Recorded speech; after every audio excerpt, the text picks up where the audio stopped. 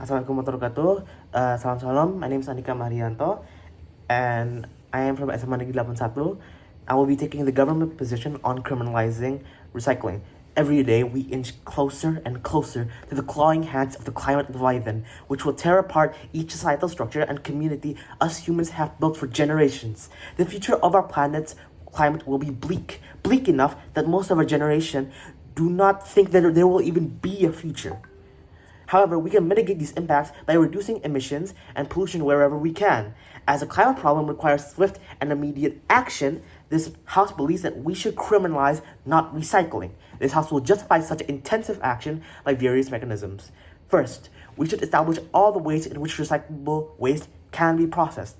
Recycling is the process of recovering materials from waste and turning it into new products. The original product is destroyed in the process, usually through a melting process, but it is used to form new products. Unfortunately, according to USA Today, only 9% of all plastic waste has ever been recycled.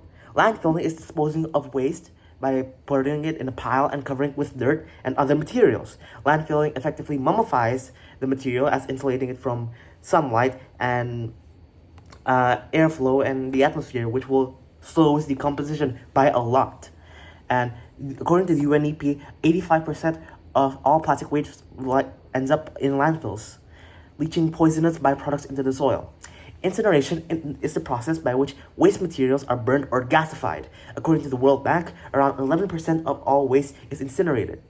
Now, the first mechanism to justify such legislation is that the other methods of disposal are far worse to the environment than recycling. According to sciencing, as rain falls on landfill sites, organic and inorganic constituents dissolve, forming highly toxic chemicals leaching into groundwater, which contain high levels of toxic metals, ammonia, and toxic organic compounds and pathogens. This can result in serious contamination of the local groundwater. And since most trash is, instead of being processed in global north, is transported to the global south and processed there, these landfills will impact mostly poorer countries and poorer communities. Now, this can result in a serious contamination of local groundwater. According to the Romanian Ministry of Environment and Forest, the development of a landfill site means the loss of approximately 30 to 300 species per hectare, which means that every time we build a landfill, it can cause a mass extinction within the area. For incineration contributes to air pollution, and like many other forms of air pollution, it spews toxic fumes from the incinerators are likely to affect deprived areas as well as areas with high populations of people of color the most. An investigation by Greenpeace's Unearthed has found that waste incinerators are 3 times more likely to be built in the UK's most deprived neighborhoods, while more than 2/3 of the potential incinerators in England are planned for the northern half of the country, which is the poorer part of the country. So these waste projects are not only bad, but are transported to the weakest and most vulnerable of us. Secondly, plastic recycling, when in the domain of the private sector, is highly ineffective, that it amounts to a scam. As the structure of recycling is now, only 9% of all plastic waste is ever recycled. An insider from the plastic industry, this is a high-level manager, Laura Libri, has revealed that most of the structures for the recycling of plastic waste are secondary to profits, which is why most of it ends up in a landfill. The leaders in plastic recycling aren't environmental groups and concerned citizens, it's oil companies like ExxonMobil, Chevron, and manufacturers like DuPont, which have an incentive to make a profit rather than help the planet grow and unimpeded and have less plastic pollution overall, because they also back other sort of sham environmental movements such as carbon banks to avoid responsibility. Thirdly, the passing of such law would force the renewal of recycling plants across the world, reducing the weight of responsibility on the global south. Laura Libri elaborated that most recycled waste is transported to China. Since their capacity for recycling has overflown, their ports for taking recycling waste has shut down. This leads to even more plastic ending up in the incinerators.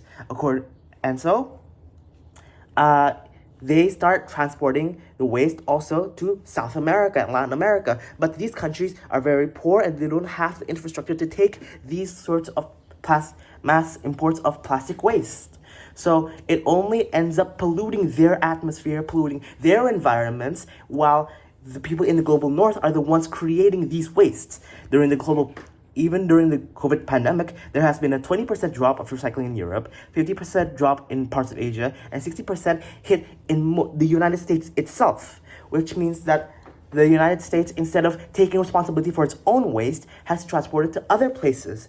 If we pass this legislation, all of these global north countries and some countries in the global south, which are richer, will be forced to make their own recycling plants, so that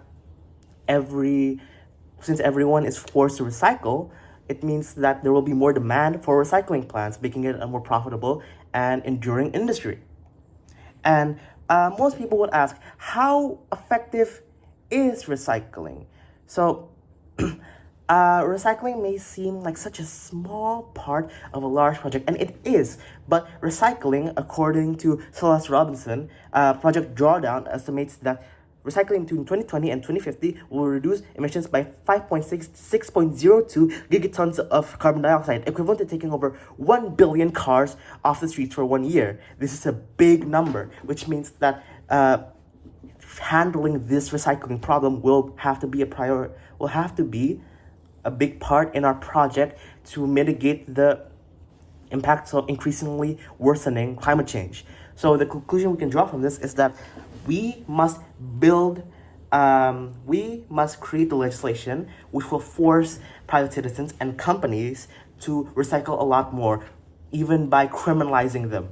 So if we put this amount of force into the project of recycling, then we can force the industry to create a lot more factories and plants for recycling plastics, which means that each country will take their own brunt of responsibility in the building of a better world, and also that the feeling of recycling, the recycling project will not amount to a publicity stunt pushed by oil companies, but instead a clear government action in which everyone is collaborating within it and creates a lot more efficiency and effectiveness within the project, because profits are secondary to the well-being of the planet and the well-being of the people who will have to suffer under climate change. Thank you for listening. Wassalamualaikum warahmatullahi wabarakatuh, and I'll see you in the next stage.